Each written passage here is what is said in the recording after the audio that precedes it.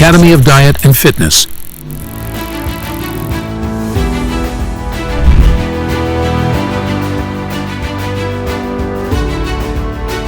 Chapter 12: Nutritional Epidemiology in Nutritional Biochemistry. Study design in nutritional epidemiology. Nutritional epidemiology examines the link between diet, nutrition, and health outcomes in populations. It aims to identify how dietary factors influence disease occurrence and health conditions using various study designs to gather and analyze data. Some common study designs in nutritional epidemiology include observational studies. Cross-sectional studies. Cross-sectional studies examine the relationship between diet and health at a specific point in time by collecting simultaneous data on both. They offer insights into dietary patterns and health conditions prevalence but cannot establish causality. Cohort studies. Cohort studies track a group of individuals over time, collecting data on their diets and health outcomes. They can reveal associations between diet and disease incidence and provide insights into temporal relationships, though confounding factors may affect results. Case control studies. Case control studies compare individuals with a health condition, cases, to those without it, controls, assessing dietary habits to find associations with the disease.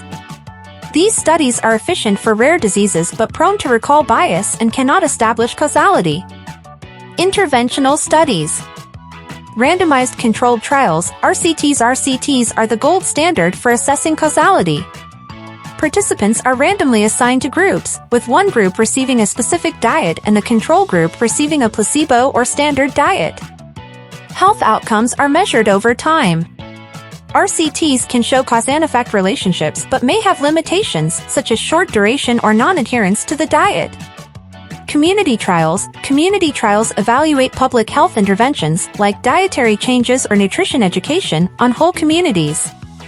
They offer insights into the effectiveness of population-level strategies. Meta-analyses and systematic reviews. Studies combine data from multiple existing ones to give a complete picture of a topic. In nutritional epidemiology, meta-analyses and systematic reviews are vital for identifying trends and strengthening evidence. Each study design has strengths and weaknesses. Using multiple designs can improve the reliability of findings. Nutritional epidemiologists need to plan studies carefully, control for variables, use suitable statistical methods, and interpret results cautiously to draw meaningful conclusions about diet, nutrition, and health. Dietary assessment in nutritional epidemiology. Dietary assessment is vital in nutritional epidemiology, involving the systematic collection and evaluation of an individual's diet. Accurate assessment helps understand the link between diet and health outcomes. Various methods are used, each with pros and cons. Common dietary assessment methods include food frequency questionnaires, FFQs. FFQs are self-administered questionnaires that ask participants to report the frequency and portion size of foods and beverages consumed over a specified period, e.g., the past year. They provide a snapshot of long-term dietary habits and are relatively easy to administer to large study populations. However, FFQs rely on the participant's memory and can be subject to recall bias. They may not capture day-to-day variations in diet accurately. 24-hour dietary recalls. In 24-hour dietary recalls, participants are asked to recall all foods and beverages consumed in the past 24 hours, usually with the help of a trained interviewer. This method provides detailed information on specific foods and portion sizes consumed in a single day and can reduce recall bias compared to FFQs.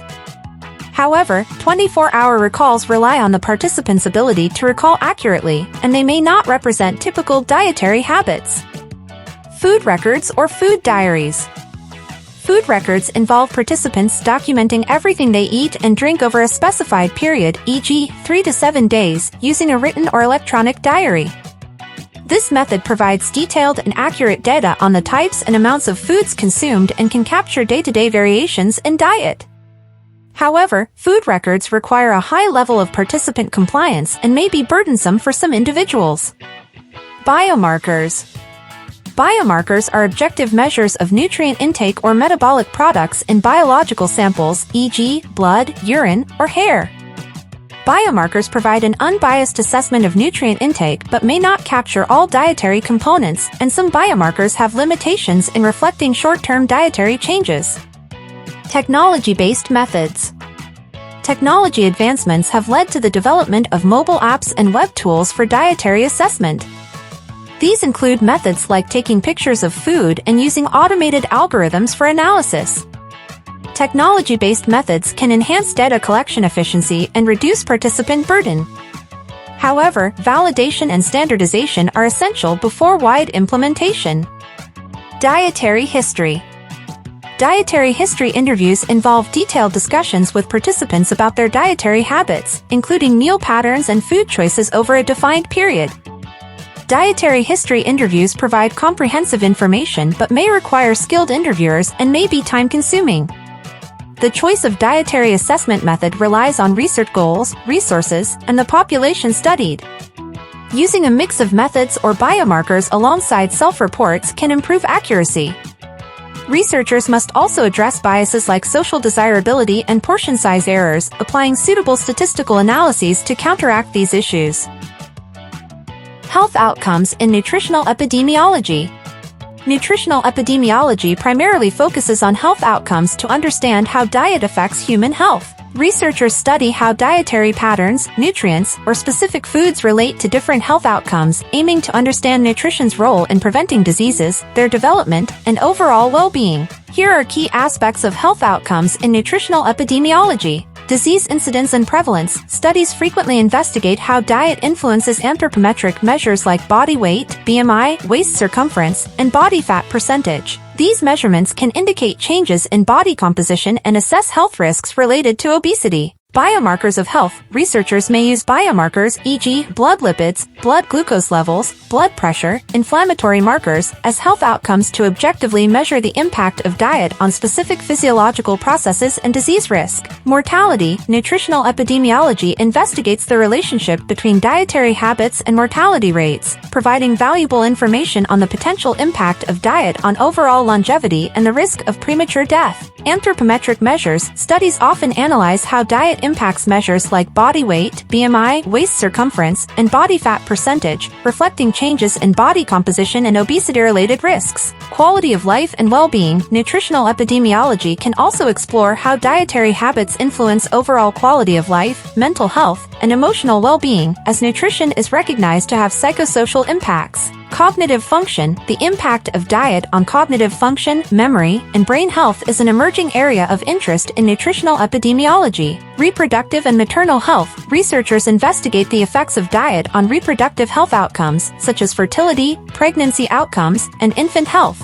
Bone health. Nutritional epidemiology examines how dietary factors influence bone health and the risk of osteoporosis and fractures. Immune function. The relationship between diet and immune function is also studied to understand the impact of nutrition on the body's defense mechanisms. Long-term health consequences. Nutritional epidemiology seeks to identify the potential long-term health consequences of dietary patterns and nutrient intakes, providing insights into the role of nutrition in promoting healthy aging. Researchers use different study designs like cohort studies and randomized controlled trials to investigate how dietary factors relate to health outcomes. They analyze data from dietary assessments, biomarkers, and health assessments using suitable statistical methods to understand nutrition's impact on health. Insights from nutritional epidemiology help develop evidence-based dietary guidelines, public health policies, and personalized dietary recommendations to enhance health, prevent diseases, and improve overall well-being.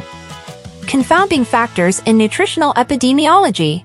Confounding factors in nutritional epidemiology are variables linked to both the dietary factor and health outcome being studied. If not addressed during analysis, they can bias the association observed between diet and health. Identifying and controlling for confounders is crucial to maintain accuracy and validity in research findings. Here are key aspects of confounding factors in nutritional epidemiology. Definition: confounding factors are variables linked to both dietary exposure and health outcomes, capable of independently influencing outcomes. They can either falsely suggest an association or hide a genuine one between diet and health. Common confounders. In nutritional epidemiology, common confounders include age, sex, socioeconomic status, physical activity level, smoking status, alcohol consumption, and other lifestyle factors that may impact both diet and health. Selection bias. In some cases, confounding factors can lead to selection bias if they influence the likelihood of being included in the study or the probability of dropout during the study. Control and adjustment. Researchers can manage confounding factors during study design and analysis. In cohort studies and clinical trials, they can do this through randomization, stratification, matching, or statistical adjustment in regression models. Stratification. Stratifying the analysis by different levels of a potential confounder can help assess whether the association between diet and health outcome varies across different subgroups. Matching. In case control studies or cohort studies, researchers may use matching to ensure that cases and controls or exposed and unexposed individuals are similar in terms of potential confounders. Multivariable analysis. In regression analysis, multivariable models are used to adjust for the influence of confounding factors by including them as covariates. Sensitivity analysis. Sensitivity analysis helps researchers assess the impact of potential confounding factors by testing different assumptions or models to evaluate the robustness of the results. Randomization. Randomized controlled trials, RCTs, are designed to minimize confounding factors by randomizing participants to different study groups, ensuring that potential confounders are equally distributed among the groups. Causal inference. Controlling for confounding factors is essential for making causal inferences about the relationship between dietary exposures and health outcomes. Limitations. Despite efforts to control for confounding, it is challenging to account for all potential confounding factors comprehensively.